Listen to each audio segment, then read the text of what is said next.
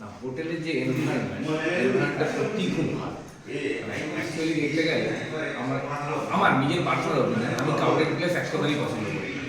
এই চারিদিকে একটা প্লেজেন্ট ওয়েদার, আর সবচেয়ে বড় ব্যাপার ওয়াকিং ডিস্টেন্সেই মেন দুটো জিনিস, একটা হচ্ছে সায়েন্স সিটি, একটা ঢেউসাগর, আর বিচ তো অবভিয়াসলি অ্যারাউন্ড 10 মিনিটের কাছাকাছি, 10 মিনিটের হাঁটা পথ এনাফ।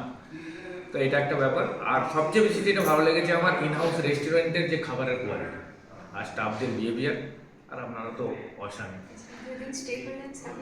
হ্যাঁ, সার্ভিস একেবারে অপটিমাম, ঠিকঠাক।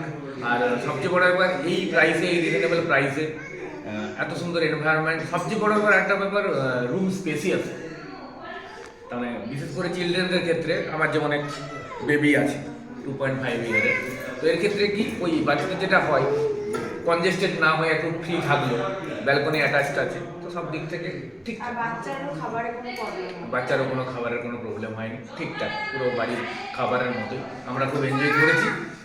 দেন আমরা নেক্সট টাইম যতবার আসবো এই হোটেল আশিয়ানা ইনকেই আমরা চয়েস করবো। ওকে ওকে ওকে ওকে, ওয়েলকাম।